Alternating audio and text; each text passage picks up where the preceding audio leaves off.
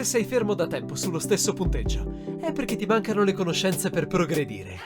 Noi di Mattoscacco abbiamo creato la prima accademia di scacchi online per migliorare comodamente da casa. Vienici a trovare e scegli il corso più adatto alle tue esigenze. academy.mattoscacco.com. Ciao a tutti amici di Mattoscacco, ben ritrovati, qui subito pronti per commentare il settimo turno di questo fantastico torneo. Come avete già visto negli episodi precedenti, questo torneo è un torneo internazionale un po' come il Wimbledon degli scacchi, paragonandolo con il tennis, dove abbiamo i giocatori migliori dello scenario internazionale. Carlsen, attuale campione del mondo, numero 1 del ranking, Wesley So dagli Stati Uniti, o meglio filippino naturalizzato Stati Uniti, Maxime Vachier-Lagrave, uno dei giocatori europei più forti di sempre, e molti altri. La partita che vi propongo oggi è proprio tra Maxime Vachier-Lagrave, giocatore francese di spicco, un po' oscurato dal trasferimento di fiducia alla federazione francese. Comunque, Maxime Vachier-Lagrave, attuale campione del mondo Blitz, e contro Wesley So, giocatore filippino naturalizzato Stati Uniti. La partita è iniziata così, settimo turno si inizia, il bianco inizia la sua partita con E4, il nero con E5 e dopo cavallo F3, cavallo C6 ci ritroviamo in un'apertura abbastanza nota, quindi variante apertura spagnola. Vediamo un po' che tipo di apertura hanno deciso di giocare entrambi, cavallo F6 e dopo arrocco è seguita cavallo per E4 e qui qualcuno già riconosce in che tipo di variante siamo entrati. Dopo cavallo per E4 si entra nella berlinese, o nella variante di Berlino della spagnola, dopodiché questo cavallo è vero che cattura un pedone, però il bianco cerca di attaccarlo. Se il cavallo si sposta, ovviamente il controgioco bianco è lì immediato sul pedone centrale in E5, non più difeso dal nero. Il nero gioca dunque cavallo D6, attacca l'alfiere e a questo punto cavallo per E5. Vi mostro una trappola per lo più per principianti, per chi si trova di fronte a questa posizione, diciamo, per la prima volta, e potrebbe notare che questo alfiere non è difeso. Ovviamente in caso di cattura seguirà cavallo per C6, scacco di scoperta di torre, una trappola che è frequente nell'apertura russa. Ovviamente vince il bianco, guadagna la regina con ottima iniziativa. Dopo cavallo per E5 è seguita cavallo D6, attacca l'alfiere, questo alfiere e viene difeso indirettamente dalla torre che si è spostata in E1, alfiere 7 sulla scacchiera chiudendo la traiettoria della torre, dopodiché alfiere F1. Vedete un po', diciamo, la saggezza dei grandi maestri, ma anche l'esperienza e lo studio. La torre si sposta e non è un caso che lascia la casa di ritorno, la casa libera, lì accanto al proprio re, all'alfiere. Cavallo per E5, torre per E5, e stona un po' la posizione di questo cavallo lì in D6 davanti al proprio pedone. Ricordiamo, o forse già lo sapete, che a grandi linee i pezzi leggeri si troveranno sempre meglio dietro i pedoni e non davanti. Quindi questo cavallo in D6 ostacola un po' lo sviluppo del lato di donna. Arrocco corto per il nero, D4, e adesso quale potrebbe essere mai la scelta del nero? Il nero abbiamo detto che ha un problema, il problema si chiama lato di donna, quindi bisogna cercare di risolverlo. Come lo risolve Wesley So? Spostando il suo cavallo in E8. L'idea di cavallo E8 è chiara, vogliamo giocare D6, guadagno un tempo sulla torre, a quel punto il mio alfiere di Casabianchi entrerà in gioco. C4 per Maxime Vachier-Lagrave e ovviamente è il momento di guadagnare mosse e tempi contro quella torre. La torre è sotto attacco dall'alfiere, bisogna decidere dove spostarla. E adesso la domanda potrebbe essere interessante, magari qualcuno è un po' ambizioso, la vorrebbe mantenere su questa traversa. Come vedete la torre controlla totalmente la traversa, non c'è nessuno che lo ostacola, però sappiamo che in medio gioco le torri sulle traverse, soprattutto la traversa 4 e la traversa 5, non stanno bene, sono sempre soggette degli attacchi e sono sempre soggette a una mancanza di spazio. Prima o poi quella torre rischierà di essere trappolata.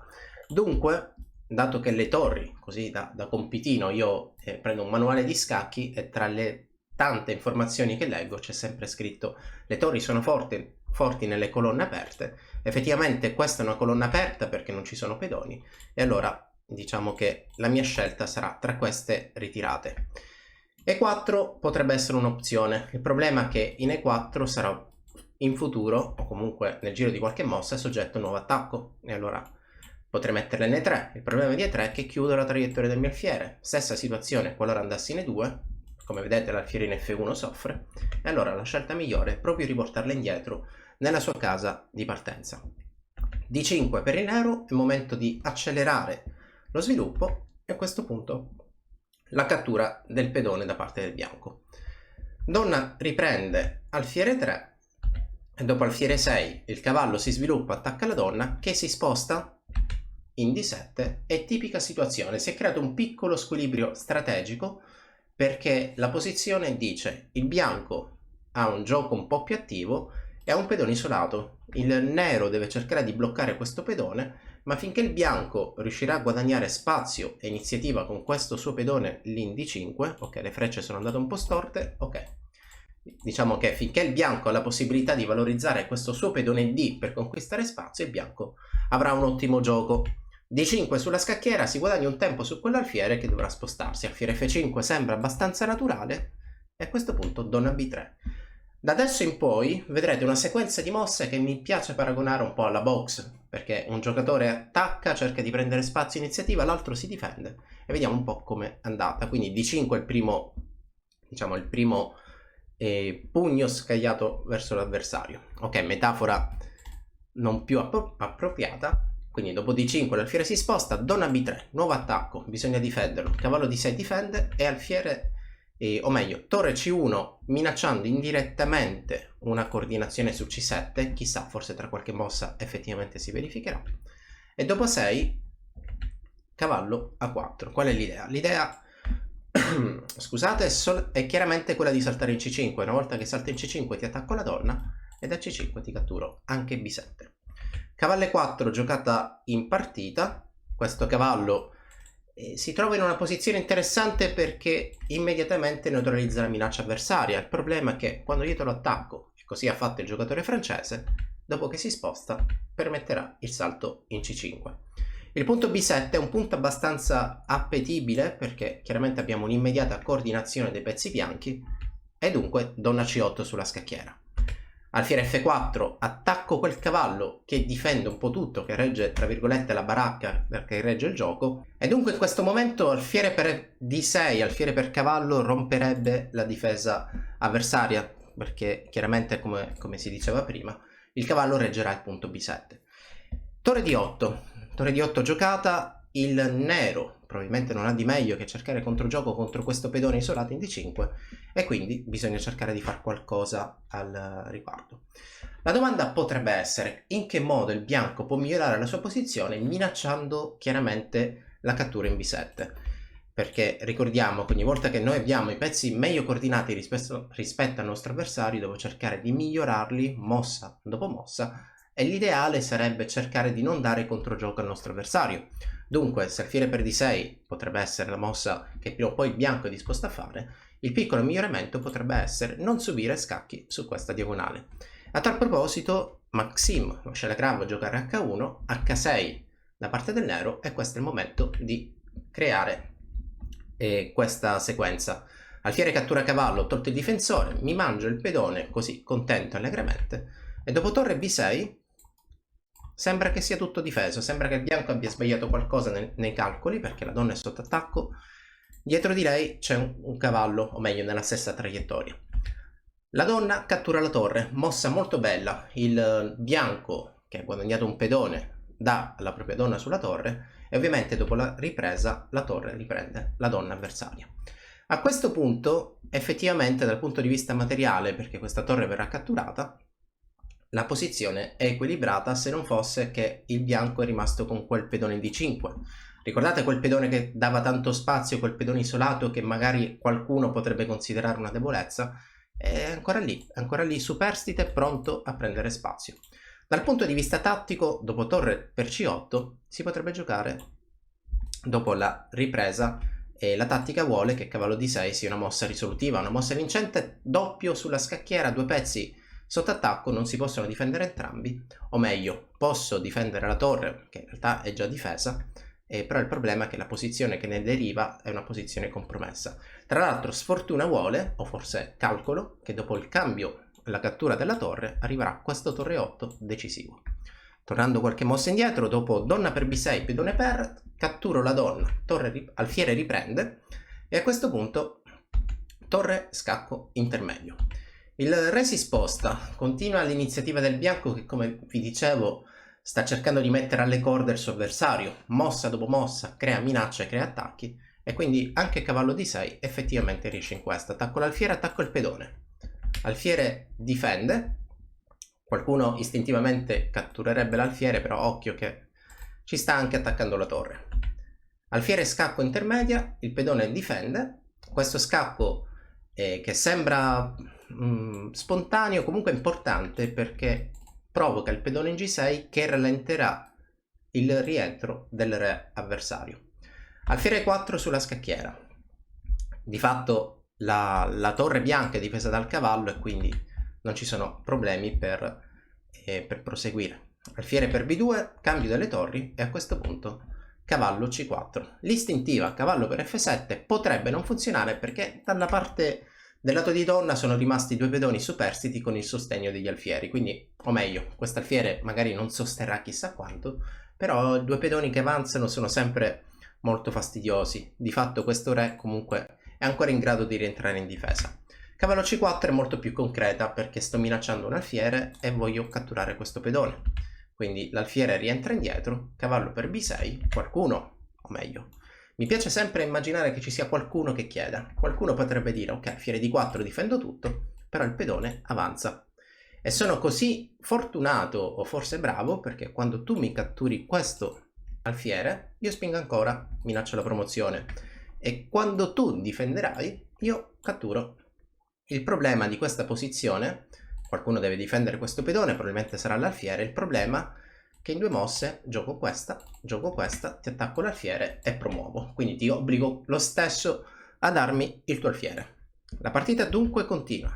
Cavallo c4, alfiere torna indietro, cavallo per b6, attacco quell'alfiere che lì all'angolo è rimasto a corto di case e a questo punto d6. d6 minaccia il cambio degli alfieri. Non posso evitare il cambio degli alfieri, però posso cercare di ripiegare in un finale equilibrato, un finale con gli alfieri di colore opposto. Perché se il nero catturasse l'alfiere bianco, io catturo l'altro, e qui, nonostante abbia due pedoni in meno, qualche possibilità di pareggio potrei averla. In che modo? Sicuramente il re del nero cercherà di bloccare questo pedone, mentre l'alfiere, oscillando su quella diagonale, potrebbe tenere entrambi i pedoni liberi sotto controllo. Alfiere di colore contrario ci sono tantissime eccezioni, e quindi questo è il tipo di finale al quale spera il nero. Dopo alfiere b7, d6, alfiere d8 e cavallo d7. Di fatto i due alfieri prima o poi dovranno essere cambiati, o meglio, Wesley So prova a mantenere il suo alfiere c8 in gioco, però dopo cavallo c5 la minaccia successiva è sempre questa fastidiosa d7. Tra l'altro d7 intrappola l'alfiere che resterà a corto di case. Alfiere 6 sulla scacchiera, alfiere c6, qualcuno deve difendere il pedone che andrà in d7 perché il cavallo sosterrà la promozione in d8. Re g7, cavallo attacca alfiere che si sposta e a questo punto chiaramente l'idea è giocare d7 per giocare d8. Però, come dicevo prima, l'importante è cercare di ridurre il controgioco avversario, perché se io poi sono alle strette e sarò costretto a dare un pezzo, cercherò di catturare tutti i pedoni avversari. Quindi la minaccia concreta è alfiere per a2, ma Maxime Vachier-Lagrave dopo a4 chiaramente mantiene l'idea di promuovere, quindi con d7 d8, e alla fine ovviamente promuoverà, avrà un pezzo in più, e a questo punto Wesley So, dall'alto dei suoi 2766 punti, ovviamente riconosce la sconfitta e abbandona. Rivediamola, e4 e 5, cavallo f3, cavallo c6, apertura spagnola per il giocatore francese Maxime Vachier-Lagrave, attuale campione del mondo Blitz, credo che sia l'attuale campione del mondo Blitz, ricordo di sì.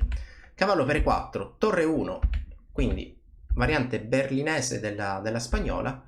La torre si sposta per lasciare la casa al proprio alfiere di case chiare e la partita prosegue.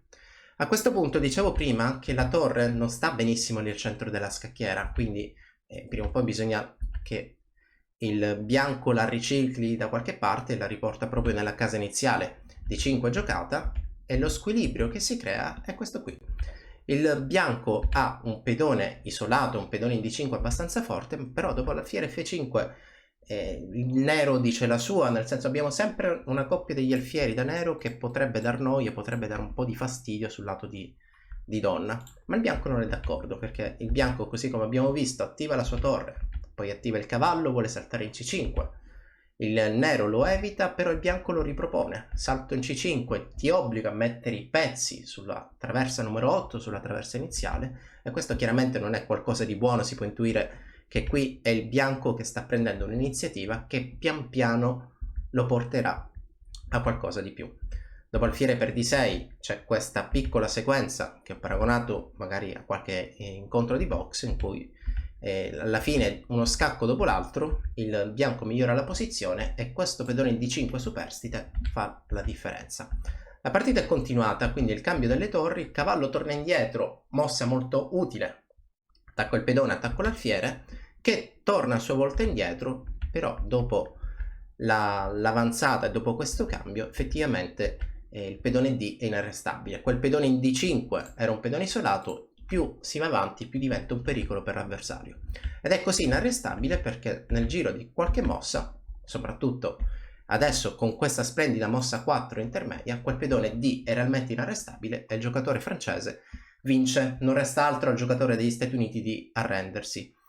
Spero che questa partita vi sia piaciuta, quindi siamo al 7° turno del Norway Chess, si continua, appuntamento anche nei prossimi giorni con i prossimi turni. L'invito è sempre il solito, seguite Mattoscacco, appuntamento alla prossima, ciao a tutti!